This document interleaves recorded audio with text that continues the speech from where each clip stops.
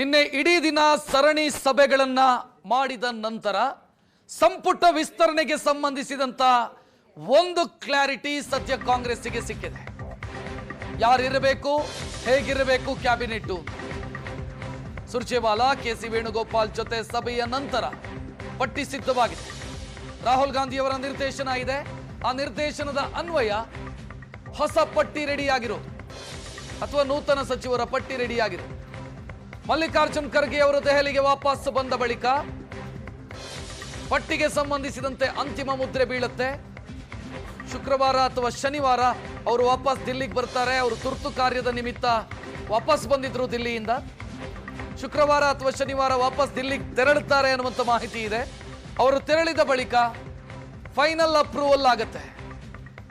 ನಿನ್ನೆ 1-to-1 ಮೀಟಿಂಗ್ಗಳು, ನಾಯಕರ ಜೊತೆಗಿನ ಸಭೆ, ಇದಾದ ನಂತರ 2 ಪಟ್ಟಿ ಇತ್ತು. ಪ್ರತ್ಯೇಕ ಪಟ್ಟಿ, ಸಿದ್ದರಾಮಯ್ಯ ಅವ್ರದ್ದೊಂದು, ಡಿ ಕೆ ಶಿವಕುಮಾರ್ ಅವ್ರದ್ದು ಮತ್ತೊಂದು.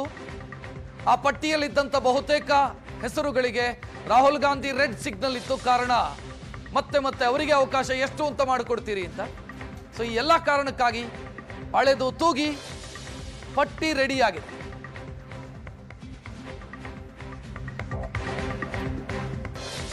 ಸಂಪುಟ ವಿಸ್ತರಣೆಯಲ್ಲಿ ಹಿರಿಯರಿಗೆ ಶಾಕ್ ಕಾದಿದೆ ಅನ್ನೋದು ದಿಲ್ಲಿಯಿಂದ ಸಿಗ್ತಾ ಇರುವಂತ ಮಾಹಿತಿ. ರಾಜ್ಯ ನಾಯಕರ ಕಳಿಸಿಕೊಟ್ಟಂತ ಹೆಸರನ್ನ ಅಥವಾ ಪಟ್ಟಿಯನ್ನ ರಾಹುಲ್ ಗಾಂಧಿ ಒಪ್ಪಿಲ್ಲ. 60-40 ಫಾರ್ಮುಲಾ ಈಗ ಕೊನೆಯದಾಗಿ ಫಿಕ್ಸ್ ಆಗಿರೋದು. ಹೇಗದು 60-40 ಫಾರ್ಮುಲಾ? 60% ಹೊಸಬರು, 40% ಹಿರಿಯರು. ನಂಬರ್ಸ್ ಹೇಳಬೇಕು ಅಂತಾದ್ರೆ 12 ಮಂದಿ ಹೊಸಬರು, 8 ಮಂದಿ ಹಿರಿಯರು. ಈ ರೀತಿ ಹೊಸ ಕ್ಯಾಬಿನೆಟ್ ಅಥವಾ ವಿಸ್ತರಣೆಯ ಸಂದರ್ಭದಲ್ಲಿ 20 ಜನರಿಗೆ ಅವಕಾಶವನ್ನು ಮಾಡಿಕೊಡಲಾಗುತ್ತೆ. 12-8 ಫಾರ್ಮುಲಾ 60-40 ಅಂತ. ರಾಹುಲ್ ಗಾಂಧಿ ಬಯಸಿದ್ದು ಸಂಪೂರ್ಣವಾಗಿ ಹೊಸಬರಿಗೆ ಅವಕಾಶ ಕೊಡಬೇಕು ಅಂತ. ಬಟ್ ರಾಹುಲ್ ಗಾಂಧಿ ಅವರನ್ನ ಕನ್ವಿನ್ಸ್ ಮಾಡಿದ್ರಂತೆ ನಾಯಕರು. ಇಲ್ಲ ಸರ್, ಸಂಪೂರ್ಣವಾಗಿ 20 ಜನ ಹೊಸಬರಿಗೆ ಕೊಟ್ಟು ಬಿಟ್ರೆ ಸಂಘಟನೆಯ ಮೇಲೆ ಹೊಡೆತ ಬೀಳುತ್ತೆ ಅಂತ. ಕೊನೆಗೆ ರಾಹುಲ್ ಗಾಂಧಿ ಒಪ್ಪಿದ್ದಾರೆ 60-40ಗೆ, 60-40 ಫಾರ್ಮುಲಾಗೆ. 12 ಮತ್ತು 8. ಪ್ರಶ್ನೆ ಈಗ ಯಾವುದು ಅಂತಂದ್ರೆ, ಈ 12ರ ಪೈಕಿ ಮಾನದಂಡ ಯಾವ ರೀತಿ? ಇಲ್ಲಿ ತನಕ ಮಂತ್ರಿ ಆಗದವರೇ ಹೊಸಬರು ಅಂತ ಕನ್ಸಿಡರ್ ಮಾಡ್ತಾರೋ ಅಥವಾ ಯುವಕರನ್ನ ಹೊಸಬರು ಅಂತ ಕನ್ಸಿಡರ್ ಮಾಡ್ತಾರೋ? ಇಲ್ಲಿವರೆಗೆ ಮಂತ್ರಿಯೇ ಆಗದವರು ಅಂತಂದ್ರೆ ಆ ಲೆಕ್ಕಾಚಾರ ತೆಗೆದ್ರೆ 65ರ ಮೇಲ್ಪಟ್ಟವರು, 70ರ ಮೇಲ್ಪಟ್ಟವರು ಇದ್ದಾರೆ ಪಟ್ಟಿಯಲ್ಲಿ. ಬಟ್ ಹಂಗ ಅಥವಾ ಯುವಕರಿಗೆ ಅವಕಾಶವನ್ನು ಮಾಡಿಕೊಡಲಾಗತ್ತಾ? ಈ ಎಲ್ಲ ಪ್ರಶ್ನೆಗಳಿದಾವೆ. 55 ವರ್ಷದ ಒಳಗಿನ ಸಂಭಾವ್ಯರ ಪಟ್ಟಿ ಸಿದ್ಧಪಡಿಸೋದಕ್ಕೆ ವರಿಷ್ಠರು ಸೂಚನೆಯನ್ನು ಕೂಡ ಕೊಟ್ಟಿದ್ದಾರಂತೆ. 12ರಲ್ಲಿ 8-4 ಅಂತ. 55 ವರ್ಷದ ಒಳಗಿನವರು 8 ಮಂದಿ, ಮೇಲ್ಪಟ್ಟವರು 4. ಈ ರೀತಿ ಏನೋ ಲೆಕ್ಕಾಚಾರ ಮಾಡಿಕೊಳ್ಳುವಂತ ಯೋಚನೆಯಲ್ಲಿ ಕಾಂಗ್ರೆಸ್ ಇದೆ. ಸಚಿವ ಸಂಪುಟದ ಜೊತೆಗೆ ವಿಧಾನಸಭೆಯ ಸ್ಪೀಕರ್, ಪರಿಷತ್ನ ಸಭಾಪತಿ ಮತ್ತು ಉಪಸಭಾಪತಿ, ಇದರ ಆಯ್ಕೆಯೂ ಕೂಡ ನಡೆಯುವಂತ ಸಾಧ್ಯತೆ ಇದೆ. ಬಸವರಾಜ ಹೊರಟ್ಟಿ ಅವರನ್ನ ಕೆಳಗಿಳಿಸೋದಕ್ಕೆ ಸರ್ಕಾರ, ಕಾಂಗ್ರೆಸ್ ತೀರ್ಮಾನಿಸಿದೆ. ಉಪಸಭಾಪತಿ ವಿಧಾನ ಪರಿಷತ್ ಸದಸ್ಯ ಸ್ಥಾನವನ್ನೇ ಕಳ್ಕೊಂಡಿದ್ದಾರೆ. ಸ್ಪೀಕರ್ ಆಗಿದ್ದಂತ UT ಖಾದರ್ ಮಂತ್ರಿಯಾಗಿದ್ದಾರೆ. 3 ಸ್ಥಾನಗಳು ಅಲ್ಲಿ ಇದೆ. ಸೊ 20+3, 20+3.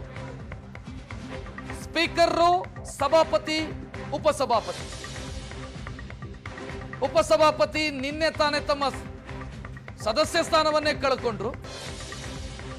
ಸಭಾಪತಿ ಸ್ಥಾನದಲ್ಲಿರುವಂತಹ ಹೊರಟ್ಟಿಯವರನ್ನ ಕೆಳಗಿಳಿಸೋದಕ್ಕೆ ಕಾಂಗ್ರೆಸ್ ಯೋಚಿಸಿದೆ. ನಂಬರ್ಸು ಕೂಡ ಕಾಂಗ್ರೆಸ್ನ ಪರವಾಗಿದೆ. ಸ್ಪೀಕರ್ UT ಖಾದರ್ ಅವರ ಬದಲಾಗಿ. ಸೊ 3 ಪ್ರಮುಖ ಸ್ಥಾನಗಳು, ಅದಕ್ಕೂ ಕೂಡ ಯಾರು ಅನ್ನೋದು ಡಿಸೈಡ್ ಆಗುತ್ತೆ ಅನ್ನೋ ಮಾಹಿತಿ ಇದೆ.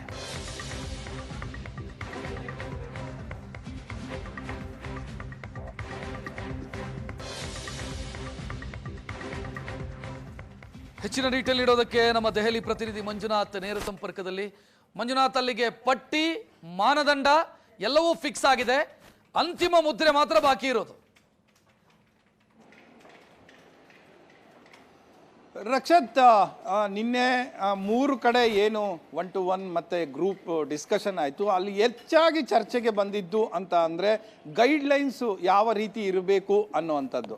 ಕಾರಣ ಇಷ್ಟೇ, ಮುಂದಿನ 15 ವರ್ಷಗಳ ನಾಯಕತ್ವ ಈಗ ಅಧಿಕಾರದಲ್ಲಿ ಇದ್ದಂಥ ಸಂದರ್ಭದಲ್ಲಿ ರೂಪಿಸಿದಾಗ ಮಾತ್ರ ಮುಂದೆ ಅದು ಪಕ್ಷಕ್ಕೆ ಆಸ್ತಿ ಆಗುತ್ತೆ ಅನ್ನುವಂಥ ಒಂದು ತೀರ್ಮಾನಕ್ಕೆ ಕಾಂಗ್ರೆಸ್ನ ಹೈಕಮಾಂಡ್ ಬಂದ ರೀತಿ ಕಾಣಿಸ್ತಾ ಇದೆ. ಅದೇ ಒಂದು ಮಾನದಂಡವನ್ನು ಇಟ್ಟುಕೊಂಡು ಹೊಸ ಮುಖಗಳಿಗೆ ಅವಕಾಶವನ್ನು ಕೊಡಬೇಕು. ಅಲ್ಲಿ ಇರುವಂತಹ ಒಂದು ಅವರಲ್ಲಿರುವಂಥ ಒಂದು ಶಕ್ತಿಯನ್ನು ಪಕ್ಷ ಬಳಸಿಕೊಳ್ಳಬೇಕು ಅನ್ನುವಂಥ ನಿಟ್ಟಿನಲ್ಲಿ ಮಾರ್ಗದರ್ಶಿಯ ಸೂತ್ರಗಳು ಅಥವಾ ಗೈಡ್ಲೈನ್ಸನ್ನು ಮಾಡಿರುವಂಥದ್ದು. ಅದರ ಬ್ಯಾಕ್ಗ್ರೌಂಡಲ್ಲಿ ನೀವು ವರ್ಕ್ ಮಾಡಿ ಅಂತ ಹೇಳಿದ್ದಾರೆ. ಇವರು ಒಂದಷ್ಟು ಲೀಸ್ಟ್ ತಂದಿದ್ರು, ಸಿದ್ದರಾಮಯ್ಯ ಅವರು, CM DK ಶಿವಕುಮಾರ್ ಅವರು ಲೀಸ್ಟನ್ನು ತಂದಿದ್ರು. ಅದರ ಬಗ್ಗೆ ಒಂದು ಸಣ್ಣ ಚರ್ಚೆ ಆದಂಥ ಸಂದರ್ಭದಲ್ಲಿ ಈ ಬ್ಯಾಕ್ಗ್ರೌಂಡಲ್ಲಿ ಇರಲಿ ಅನ್ನುವಂತಹ ಅಭಿಪ್ರಾಯ ಹೈಕಮಾಂಡ್ನ ಎಲ್ಲ ನಾಯಕರಿಂದ, ಅಂದರೆ ರಾಹುಲ್ ಗಾಂಧಿ ಅವರು ಇರ್ಬೋದು ಅಥವಾ ಜನರಲ್ ಸೆಕ್ರೆಟರಿಗಳಿರ್ಬೋದು, ಅವರಿಂದ ಅಭಿಪ್ರಾಯ ವ್ಯಕ್ತ ಆಗಿದೆ. ಅದರ ಆ್ಯಡ್ ಮಾಡೋದು ಅಥವಾ ಡಿಲೀಟ್ ಮಾಡುವಂಥದ್ದು ಕೂಡ ಅವರಿಗೆ ಕೊಡಲಾಗಿರುವಂಥದ್ದು. ಈ ಬ್ಯಾಕ್ಗ್ರೌಂಡಲ್ಲಿ ನೀವು ಮಾಡಿದಂಥ ಸಂದರ್ಭದಲ್ಲಿ ಅದು ಸೋಷಿಯಲ್ ಜಸ್ಟಿಸ್ ಇರ್ಬೋದು, ಜಾತಿ ಅಥವಾ ಸೋಷಿಯಲ್ ಜಸ್ಟಿಸ್ ಅದರಲ್ಲೇ ಬರುತ್ತೆ. ಆ ಇಂಜಿನಿಯರಿಂಗ್ ಬಹಳ ಮುಖ್ಯ ಅನ್ನುವಂಥದ್ದನ್ನ ಹೇಳಿರುವಂಥದ್ದು. ಯಾಕಂದರೆ ಅದು ಮುಂದಕ್ಕೆ ಪಕ್ಷಕ್ಕೆ ಬಹಳ ಸಹಕಾರಿ ಆಗಲಿದೆ ಅನ್ನುವಂಥದ್ದು ಹಿನ್ನೆಲೆಯಲ್ಲಿ ರಾಹುಲ್ ಗಾಂಧಿ ಅವರು ಈ ತೀರ್ಮಾನವನ್ನು ಹೇಳಿದ್ದಾರೆ.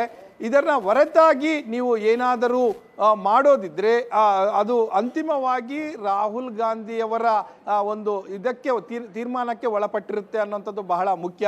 ಕಾರಣ ಇಷ್ಟೇ, ಹೊಸ ಫೇಸ್ಗಳು ಅಥವಾ ಫಸ್ಟ್ ಟರ್ಮ್ ಆದಂಥವರ ಒಂದು ಅವರಿಗೆ ಅವಕಾಶ ಕೊಡುವಂಥದ್ದು, ಇವೆಲ್ಲ ಪ್ರಶ್ನೆಗಳಿಗೂ ಕೂಡ ಪಟ್ಟಿಯಲ್ಲಿ ಸಿದ್ಧ ಆಗಿದೆ. ಆದರೆ ಅದಕ್ಕೆ ಆಕ್ಷೇಪಗಳಿವೆ.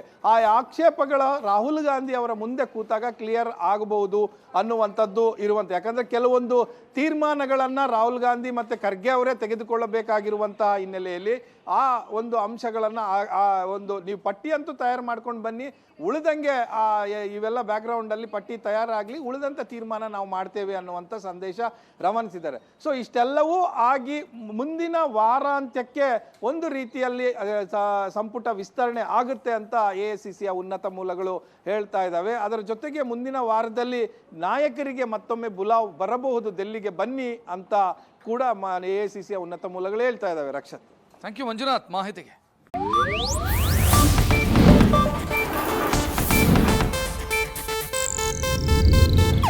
ಇದು ಏಷ್ಯಾನೆಟ್ ನ್ಯೂಸ್ ನೆಟ್ವರ್ಕ್ ಪ್ರಸ್ತುತಿ.